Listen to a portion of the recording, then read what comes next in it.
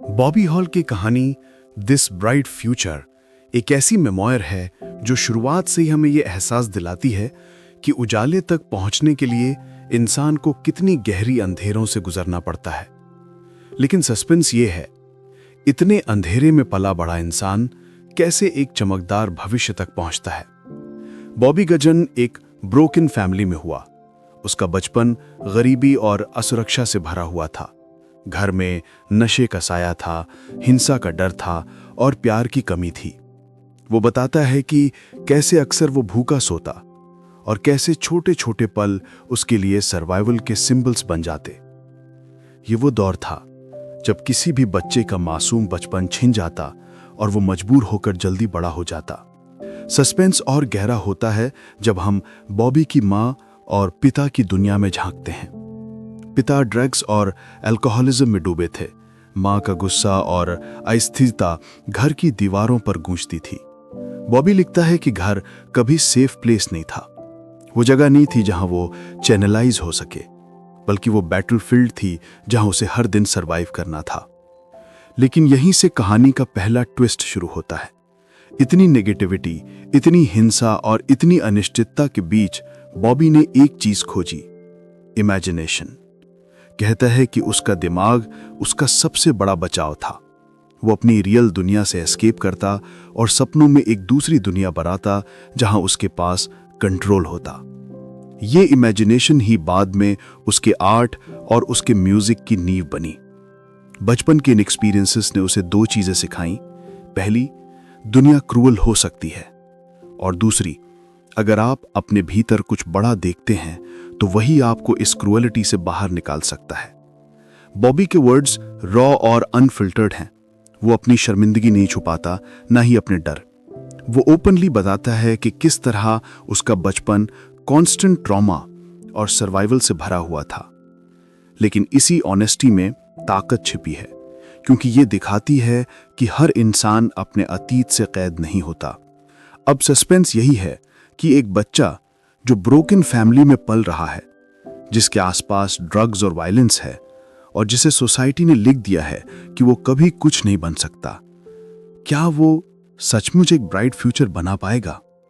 तो दोस्तों, this bright future की शुरुआत हमें सिखाती है कि जिंदगी कितनी भी अंधेरी क्यों ना हो, अगर इमेजिनेशन जिंदा है तो उम्मीद भी जिंदा है। और यही उम्मीद आगे चलकर बॉबी को वो इंसान बनाती है जिसे दुनिया लॉजिक के नाम से जानती है। अगर ये शुरुआत आपको छू गई हो तो इस चैनल को लाइक कीजिए, कमेंट में लिखिए कि क्या आपको लगता है अंधेरों से निकली रोशनी और भी गहरी होती है। इस कहानी को शेयर कीजिए ताकि और लोग भी बॉबी हॉल की जर्नी से सीख सकें। और सब्सक्राइब करना मत भूलिएगा, क्योंकि आगे के हिस्सों में हम देखेंगे कि ये बच्चा कैसे अपने पेन को आर्ट में बदलता है और अपने अतीत से लड़कर अपना फ्यूचर खुद लिखता है। बॉबी हॉल की किशोरावस्था उसके बचपन से भी कहीं ज्यादा चुनौतीपूर्ण थी, क्योंकि अब तक वो सिर्फ सरवाइव कर रहा था, लेकिन अब उसे दुनिया के सामने खुद की पहचान भी ढूंढनी थी। और यही वो समय था जब उसके भीतर के डर और सपनों की लड़ाई और तेज हो गई। स्कूल उसके लिए कभी सेफ जगह नहीं था। वहां उसे अक्सर आउटसाइडर की तरह ट्रीट किया जाता। उसके कपड़े पुराने होते, उसके पास वैसा कॉन्फिडेंस नहीं था जो प्रिविलेज्ड बच्चों में दिखता था, और टीचर्स भी कभी कभी उसे इग्नोर कर देते थे, मानो वो बैकग्राउंड नॉइज हो। लेकिन बॉबी ने यह महसूस करना शुरू कर दिया था कि अगर वो भीड़ में खो गया तो उसकी कहानी किसी को याद नहीं रहेगी। यही सोच धीरे धीरे उसे म्यूजिक और वर्ड्स की ओर खींचने लगी। सस्पेंस यही से बढ़ता है, क्योंकि जब उसका घर हिंसा और असुरक्षा से भरा था तो वो लिरिक्स और राइम्स के जरिए एस्केप करने लगा। वो नोटबुक्स में रैंडम लाइंस लिखता, स्ट्रीट स्लैंग मिलाता और धीरे धीरे एक फ्लो बनाने लगा। उसके लिए ये सिर्फ शब्द नहीं थे, ये थेरेपी थी, ये पेन से बाहर निकलने का तरीका था। लेकिन जिंदगी आसान नहीं थी। अक्सर उसे लगता था कि दुनिया उसके खिलाफ है। कभी उसके दोस्तों ने उसे बिट्रे किया, कभी पड़ोस की लड़ाइयों में उसे शामिल होना पड़ा, और कई बार उसे अपनी जान बचाकर भागना पड़ा। इन सब ने उसकी सोल पर गहरे निशान छोड़े। लेकिन इसी केओस में एक और चीज पनप रही थी, उसकी कला। बॉबी लिखता है कि उसने पहली बार महसूस किया कि म्यूजिक उसके लिए सिर्फ एंटरटेनमेंट नहीं है, ये उसकी आवाज है, उसकी आइडेंटिटी है। वो कहता है, जब मैं रैप लिखता था मुझे लगता था कि पहली बार मेरी जिंदगी का मतलब बन रहा है, और यही शुरुआत थी एक ऐसी जर्नी की जो उसे दुनिया तक ले जाने वाली थी। लेकिन सस्पेंस और गहरा हो जाता है, क्योंकि इस टाइम पर बॉबी को एक डबल लाइफ जीनी पड़ रही थी। एक तरफ था घर और पड़ोस का toxic environment, drugs, fights, police sirens, और दूसरी तरफ था उसका इनर वर्ल्ड, जहां वो नोटबुक्स में लिरिक्स लिखता, बीट ढूंढता और खुद को फ्यूचर स्टार की तरह इमेजिन करता। ये कॉन्ट्रास्ट इतना बड़ा था कि कई बार उसे लगता था कि वो दो अलग इंसान हैं, एक जो हालात से जूझ रहा है और दूसरा जो सपनों में जी रहा है। इस किशोरावस्था के दौर में बॉबी ने एक लेसन सीखा कि टैलेंट तब तक काम नहीं आता जब तक डिसिप्लिन ना हो। वो रोज घंटों लिरिक्स पर काम करता, राइम्स को पॉलिश करता और खुद को रिकॉर्ड सुनकर इंप्रूव करता। कई बार उसके पास खाने के लिए पैसा नहीं होता, लेकिन वो पेन और नोटबुक खरीद लेता। उसके लिए ये इन्वेस्टमेंट थी, खुद को बचाने की, खुद को बनाने की। अब सवाल ये था कि क्या ये बच्चा जो एक हिंसक और ब्रोकन माहौल में फंसा था, सचमुच अपने सपनों की दुनिया तक पहुंच पाएगा? क्या उसका टैलेंट और डिसिप्लिन इतना होगा कि वो उसे उस अंधेरे से बाहर खींच सके जिसमें वो जन्मा था? तो दोस्तों, दिस ब्राइट फ्यूचर का ये हिस्सा हमें ये दिखाता है कि दर्द भरे बचपन से निकला एक टीनेजर कैसे म्यूजिक की रोशनी पकड़ लेता है। यहां से उसकी जर्नी शुरू होती है, अपनी आवाज बनाने की, अपने पेन को आर्ट में बदलने की। लेकिन ये शुरुआत ही है, आगे का सफर और भी कठिन और भी खतरनाक है, क्योंकि सपने देखने के बाद अगली चुनौती होती है उन्हें सच करना। बॉबी हॉल का किशोरावस्था से निकलकर संगीत की ओर पहला असली कदम बेहद कठिन और दर्दनाक था, क्योंकि अब तक वो सिर्फ नोटबुक्स में लिख रहा था, बीट्स सुन रहा था, लेकिन अब उसे उन वर्ड्स को दुनिया तक ले जाना था। और ये रास्ता आसान नहीं था। उसका घर अब भी गरीबी और केओस से भरा था। कई बार उसके पास बेसिक जरूरतों के लिए भी पैसा नहीं होता था, लेकिन उसके भीतर की आग बुझने वाली नहीं थी। वो कहता है, जब मेरे पास खाने को नहीं था तब भी मेरे पास राइम्स थे, जब मेरे पास होप नहीं थी तब भी मेरे पास म्यूजिक था। सस्पेंस यहीं से गहराता है, क्योंकि बॉबी ने अपने आर्ट को दुनिया तक पहुंचाने के लिए जो स्ट्रगल शुरू की, वो रिजेक्शन और ह्यूमिलिएशन से भरी थी। वो छोटे गिग्स में परफॉर्म करता जहां ऑडियंस का ध्यान भी उस पर नहीं होता। कभी लोग हंसते, कभी स्टेज छोड़ देते, लेकिन उसके भीतर का हंगर उसे रोकने नहीं देता।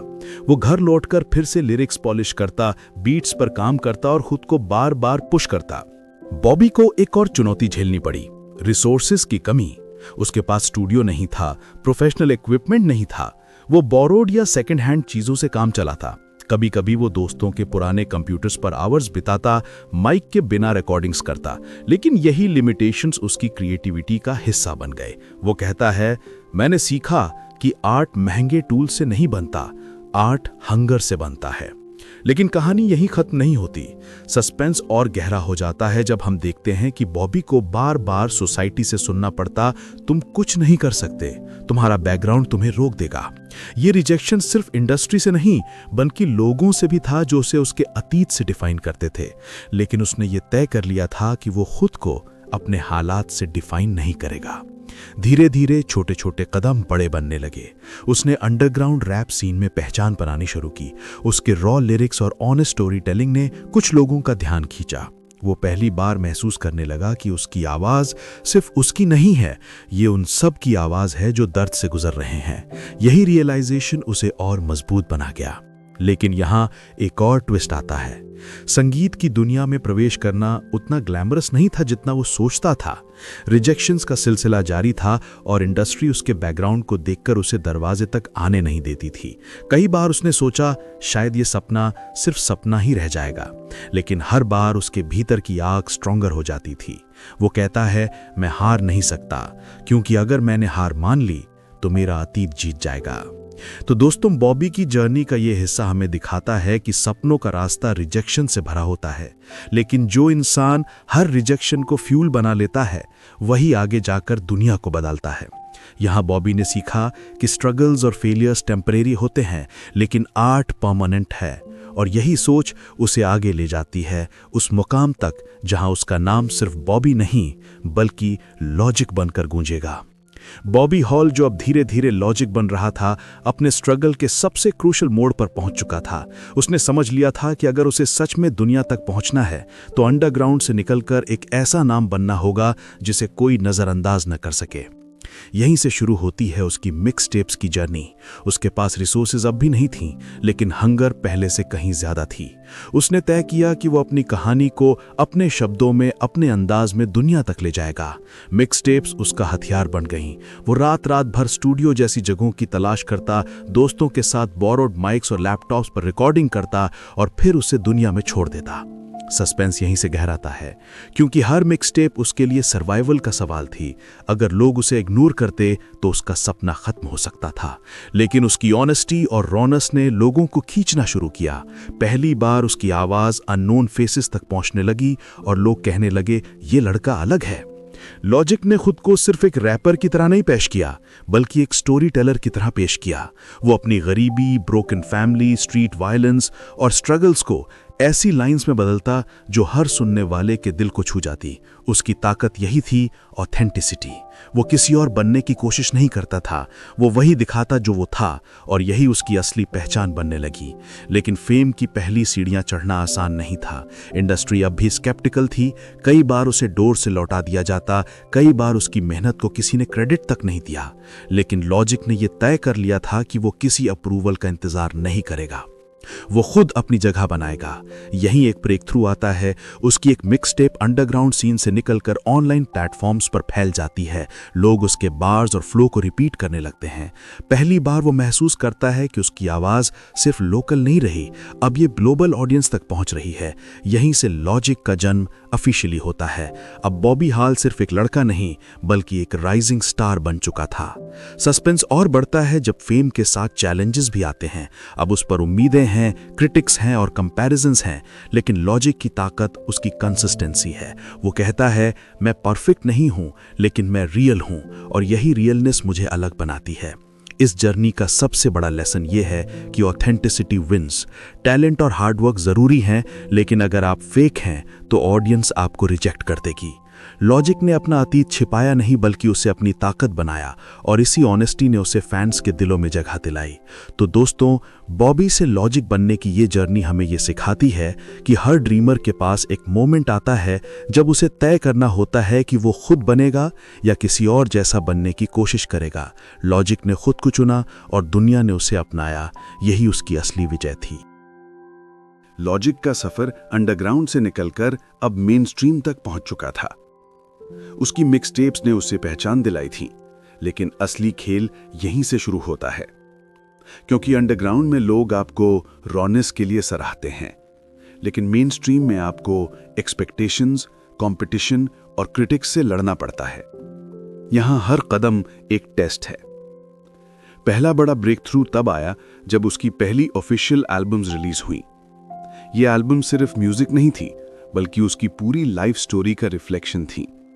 फैंस ने उसमें अपना दर्द देखा, अपनी लड़ाई देखी। लॉजिक अब सिर्फ एक रैपर नहीं था, वो एक वॉइस बन गया था, उन सब के लिए जो खुद को समाज में हाशिए पे महसूस करते थे। सस्पेंस यहीं से गहराता है, क्योंकि फेम के साथ आया प्रेशर। अब लाखों लोग उसकी ओर देख रहे थे। हर नया सॉन्ग, हर नया एल्बम एक्सपेक्टेशंस का बोझ लेकर आता। क्रिटिक्स उसे स्क्रूटनाइज करते, कंपैरिजंस बढ़ने लगे, कभी एमिनेम से, कभी दूसरे रैपर्स से। लॉजिक को यह साबित करना पड़ता था कि वो सिर्फ एक लकी ब्रेक थ्रू नहीं, बल्कि एक कंसिस्टेंट आर्टिस्ट है। मेन स्ट्रीम सक्सेस ने उसके पर्सनल लाइफ पर भी असर डाला। उसका शेड्यूल इनसेन हो गया। Tours, interview, studio sessions. कई बार वो इतना थक जाता कि खुद को खोने लगता, लेकिन उसकी इनर वॉइस बार बार उसे रिमाइंड करती, तू यहां फेम के लिए नहीं, आर्ट के लिए आया है। और यही थॉट उसे ग्राउंडेड रखता। लेकिन आइडेंटिटी स्ट्रगल भी यहीं पे गहरा हो गया। लॉजिक मिक्स्ड रेस बैकग्राउंड से आता था। उसका फादर ब्लैक था और मदर वाइट। इस वजह से उसे दोनों कम्युनिटीज से सवाल झेलने पड़े। कभी लोग कहते कि तुम्हारे लिरिक्स में ब्लैकनेस क्यों है जब तुम पूरी तरह ब्लैक नहीं दिखते, तो कभी कहते कि तुम्हें वाइट प्रिविलेज मिला है। ये डबल एज सोर्ड था, और यही आइडेंटिटी क्राइसिस उसके लिरिक्स का हिस्सा बन गया। उसने ओपनली अपनी स्ट्रगल्स लिखी कि कैसे वो दोनों वर्ल्ड्स में आउटसाइडर जैसा महसूस करता था। यही ऑनेस्टी उसके आर्ट को और ऑथेंटिक बना दी गई। सस्पेंस और गहराता है जब हम देखते हैं कि फेम ने उसके मेंटल हेल्थ को भी चैलेंज किया। प्रेशर, क्रिटिसिज्म और एक्सपेक्टेशंस ने उसे एंग्जाइटी और डिप्रेशन तक पहुंचा दिया। कई बार वो सोचता कि क्या ये सब वर्थ है, लेकिन हर बार उसका म्यूजिक उसे बचाता। वो कहता, जब मैं लिखता हूं मुझे लगता है कि मैं जिंदा हूं, और जब लोग मेरी लाइन सुनकर कहते हैं कि उनकी जिंदगी बदल गई, तब मुझे पता चलता है कि मेरी लड़ाई व्यर्थ नहीं है। तो दोस्तों, लॉजिक का मेन स्ट्रीम राइज हमें यह दिखाता है कि फेम के इस चमकदार पर्दे के पीछे कितनी गहरी चुनौतियां छिपी होती हैं। सच्चा आर्टिस्ट वही है जो अपलॉज और क्रिटिसिज्म के शोर से ऊपर उठकर अपने ट्रूथ को एक्सप्रेस करता है। लॉजिक में यही किया। उसने खुद को कॉम्प्रोमाइज नहीं किया और अपनी ऑथेंटिसिटी से लाखों दिल जीत लिए। लॉजिक की जर्नी का सबसे पर्सनल और सबसे रॉ हिस्सा था उसकी मेंटल हेल्थ से लड़ाई।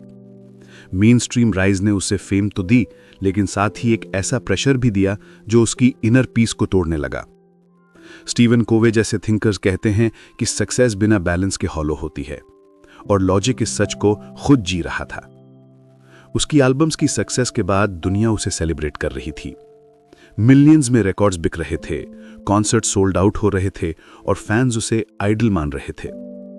लेकिन स्पॉटलाइट की इस चमक के पीछे लॉजिक अकेला था। वो लिखता है, जब स्टेज पर हजारों लोग मेरा नाम चिल्ला रहे थे, तब भी मेरे भीतर एक आवाज कहती थी, क्या मैं सच में इनफ हूं? सस्पेंस यहीं से गहराता है, क्योंकि फेम ने उसकी इनसिक्योरिटीज को और एम्पलीफाई कर दिया। क्रिटिक्स की harsh reviews, social media hate और कांस्टेंट कंपैरिजंस उसके दिमाग को खा रहे थे। उसके चाइल्डहुड ट्रॉमा और ब्रोकन फैमिली मेमोरीज बार बार ट्रिगर होते। एंग्जाइटी ने उसकी नाइट्स छीन ली, डिप्रेशन ने उसके डेज। कई बार वो सोचता कि शायद सब छोड़कर डिसअपियर हो जाए, लेकिन यहीं उसकी कहानी का सबसे इंस्पायरिंग ट्विस्ट आता है। लॉजिक ने पेन से भागने के बजाय उसे आर्ट में बदलना शुरू किया। उसने अपनी मेंटल हेल्थ स्ट्रगल्स को ओपनली लिरिक्स में लिखा। उसने कहा, अगर मैं अकेला सफर कर रहा हूं तो शायद मैं लाखों लोगों की आवाज बन सकता हूं जो अपने पेन को छुपा रहे हैं। यही सोच उसे अलग बनाती है। उसका सबसे आइकॉनिक ट्रैक 1-800-273-8255 इसी जर्नी से निकला। यह सिर्फ एक गाना नहीं था, यह सुसाइड प्रिवेंशन हेल्पलाइन का नंबर था। लिरिक्स ने उन भावनाओं को शब्द दिए जो लोग अंदर ही अंदर महसूस करते थे लेकिन कह नहीं पाते थे। इस गाने ने हजारों लाइव्स बचाई और लॉजिक के लिए यह प्रूफ बन गया कि आर्ट सचमुच हीलिंग टूल है। लेकिन सस्पेंस यहीं खत्म नहीं होता, क्योंकि मेंटल हेल्थ की लड़ाई कभी वन टाइम विक्ट्री नहीं होती। लॉजिक ओपनली कहता है कि एंग्जाइटी और डिप्रेशन ऐसी चीजें हैं जो बार बार लौट सकती हैं, लेकिन फर्क यह है कि अब वो उनसे भागता नहीं बल्कि सामना करता है। मेडिटेशन, थेरेपी और सबसे ज्यादा म्यूजिक उसका हथियार बन गए। उसने ये भी सीखा कि वल्नरेबिलिटी वीकनेस नहीं है। वो कहता है, जब मैंने अपनी स्ट्रगल्स ओपनली शेयर की तब मुझे महसूस हुआ कि मैं अकेला नहीं हूं, और यही रियलाइजेशन सबसे हीलिंग रहा। तो दोस्तों, लॉजिक की मेंटल हेल्थ जर्नी हमें यह सिखाती है कि सक्सेस कभी भी इनर स्ट्रगल्स को मिटा नहीं सकती, लेकिन अगर हम अपने पेन को एक्सेप्ट करें और उसे एक्सप्रेशन दें तो वही पेन दूसरों की हीलिंग का सोर्स बन सकता है। लॉजिक ने यही किया। उसने अपनी सबसे बड़ी कमजोरी को अपनी सबसे बड़ी ताकत बना दिया। लॉजिक की कहानी अब एक नए मोड़ पर आती है। फेम, स्ट्रगल्स और मेंटल हेल्थ बैटल्स के बाद उसकी पर्सनल ग्रोथ की। ये वो दौर है जब उसने सिर्फ आर्टिस्ट के रूप में नहीं बल्कि इंसान के रूप में इवॉल्व होना शुरू किया, क्योंकि अब उसे ये एहसास हो गया था कि फेम अपलॉज ला सकती है, लेकिन पीस सिर्फ भीतर से मिलती है। सबसे बड़ा टर्निंग पॉइंट आया रिलेशनशिप्स। बचपन से उसने ब्रोकन फैमिली देखी थी। घर में प्यार की जगह चीखें थीं, सुरक्षा की जगह डर था। शायद इसी वजह से उसके लिए रिश्तों पर भरोसा करना हमेशा मुश्किल रहा। लेकिन जैसे जैसे वो मैच्योर हुआ, उसने समझा कि अगर उसे हीलिंग चाहिए तो उसे ट्रस्ट और लव पर काम करना होगा। उसने अपने इनर सर्कल को चुना, ऐसे लोग जो उसकी ऑथेंटिसिटी को समझते थे, न कि उसकी फेम को। यहीं से उसने इमोशनल स्टेबिलिटी पाना शुरू किया। फिर आया दूसरा बड़ा चैप्टर, फादरहुड। लॉजिक बताता है कि जब उसने अपने बच्चे को पहली बार गोद में लिया तो उसकी दुनिया बदल गई। उसने कहा, अब मेरे पास कोई ऐसा है जिसके लिए मैं सिर्फ रैपर नहीं बल्कि रोल मॉडल हूं। यह जिम्मेदारी उसके लिए बोझ नहीं बल्कि ब्लेसिंग बन गई। वो चाहता था कि उसका बच्चा वही दर्द ना देखे जो उसने बचपन में झेला था। इसलिए उसने कॉन्शियसली फैसला लिया कि वो अपनी फैमिली के लिए स्टेबिलिटी और लव क्रिएट करेगा। ये उसकी जीवन की सबसे हीलिंग जर्नी बन गई। लेकिन सस्पेंस यहीं गहराता है, क्योंकि फेम अब भी उसकी जिंदगी में मौजूद थी। फैंस, मीडिया, क्रिटिक्स, सबकी नजरें उस पर थीं। लॉजिक ने महसूस किया कि अगर उसने खुद को फेम में खो दिया तो वो फिर से वही साइकिल रिपीट करेगा, बर्नआउट, एंजाइटी, डिप्रेशन। इसलिए उसने फेम से थोड़ा पीछे हटने का साहसिक कदम उठाया। उसने अपने लिए बाउंड्रीज बनाई, टाइम निकाला और पर्सनल पीस को करियर से ऊपर रखा। यह डिसीजन आसान नहीं था, क्योंकि इंडस्ट्री उसे लगातार पुश कर रही थी कि और म्यूजिक लाओ और टूर्स करो। लेकिन लॉजिक ने यह साबित किया कि सच्ची सक्सेस वही है जहां आप खुद को खोए बिना दुनिया को दे सकें। इस फेज का सबसे बड़ा लेसन था बैलेंस। आर्ट और फैमिली, फेम और प्राइवेसी, एम्बिशन और पीस, सबके बीच बैलेंस। लॉजिक ने सीखा कि अगर वो अपने भीतर ग्राउंडेड नहीं रहेगा तो उसका आर्ट भी हॉलो हो जाएगा, लेकिन अगर वो बैलेंस बनाएगा तो उसका आर्ट और भी पावरफुल होगा। सस्पेंस का आखिरी ट्विस्ट यही है। लॉजिक ने महसूस किया कि उसका असली लेगेसी एल्बम्स या अवार्ड्स नहीं है। उसकी असली लेगेसी है उसका बच्चा, उसके रिश्ते और वो हीलिंग जो उसकी म्यूजिक ने दुनिया भर में लोगों को दी। यही रियलाइजेशन उसे कंप्लीट करता है। तो दोस्तों, लॉजिक की पर्सनल ग्रोथ हमें यह सिखाती है कि जिंदगी का असली मतलब सिर्फ अचीवमेंट्स में नहीं बल्कि रिलेशनशिप्स और इनर पीस में है। एक ब्रोकन बच्चा जिसने सोचा था कि उसके पास कुछ नहीं है, आज वही इंसान अपने बच्चे और अपने आर्ट को गिफ्ट कर रहा है। स्टेबिलिटी, लव और होप, यही है पर्सनल विक्ट्री की असली परिभाषा। दोस्तों, हम पहुंच चुके हैं बॉबी हॉल की मेमोir दिस ब्राइट फ्यूचर की आखिरी मंजिल पर। यह सिर्फ एक किताब नहीं थी बल्कि एक जिंदगी थी। टूटी हुई चाइल्डहुड से लेकर ग्लोबल स्टेज तक, अंधेरे से उजाले तक और पेन से पर्पस तक की यात्रा। आइए एक बार इस सफर को समेटते हैं। शुरुआत हुई थी उस बच्चे से जो गरीबी, हिंसा और ब्रोकन फैमिली में पला, जिसके चारों ओर ड्रग्स, फाइट्स और इनसिक्योरिटी थी। लेकिन उसके भीतर इमेजिनेशन थी, एक छोटी सी लौ जो अंधेरे में भी जल रही थी। वही इमेजिनेशन बाद में लिरिक्स और बीट्स में बदल गई। फिर आया किशोर अवस्था का दौर, आइडेंटिटी क्राइसिस, रिजेक्शन और लोनलीनेस। लेकिन इसी केओस के बीच बॉबी ने अपने आर्ट को शेप करना शुरू किया। वो नोटबुक्स में लिखता, हर बीट को महसूस करता और धीरे धीरे खुद को लॉजिक में बदल रहा था। उसके मिक्सटेप्स अंडरग्राउंड से निकलकर दुनिया तक पहुंची।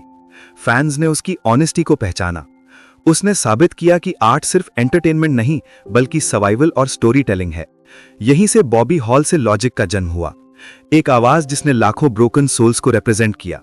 मेन स्ट्रीम राइज ने उसे फेम दिया, लेकिन साथ ही प्रेशर और आइडेंटिटी स्ट्रगल भी।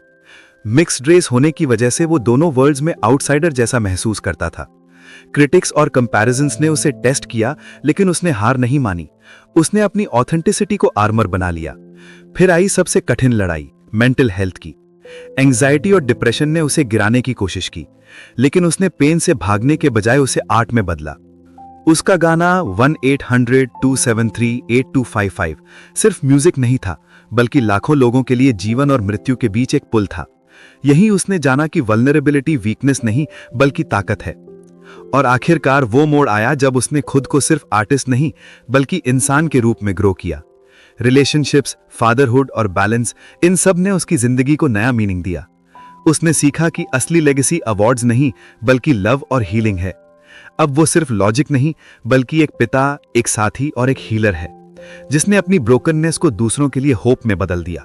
सस्पेंस यहां खत्म नहीं होता बल्कि एक नए सवाल में बदल जाता है। क्या हम सब अपनी जिंदगी की ब्रोकन पीसेस से एक ब्राइट फ्यूचर बना सकते हैं? लॉजिक की कहानी कहती है हाँ, अगर हम इमेजिनेशन, डिसिप्लिन और ऑनेस्टी के साथ आगे बढ़ें तो कोई अतीत हमें डिफाइन नहीं कर सकता। तो दोस्तों, दिस ब्राइट फ्यूचर हमें यह सिखाती है कि हर अंधेरे के पीछे एक उजाला छिपा है।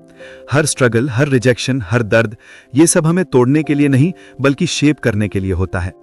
बॉबी हॉल ने यह साबित किया कि अगर आप अपने पेन को पर्पस बना लें तो पूरी दुनिया आपकी कहानी सुनने के लिए तैयार हो जाती है। अगर इस पूरी यात्रा ने आपके दिल को छुआ हो तो इस चैनल को लाइक कीजिए, कमेंट में बताइए कि लॉजिक की कहानी का कौन सा हिस्सा आपको सबसे ज्यादा इंस्पायर करता है। इस वीडियो को शेयर कीजिए ताकि और लोग भी दिस ब्राइट फ्यूचर की ताकत को महसूस कर सकें। और सब्सक्राइब करना मत भूलिएगा, क्योंकि आगे भी हम आपके लिए ऐसी ही किताबें और कहानियां लाते रहेंगे जो आपके सोचने का तरीका बदल देंगी और आपके दिल में उम्मीद की लौ जला देंगी।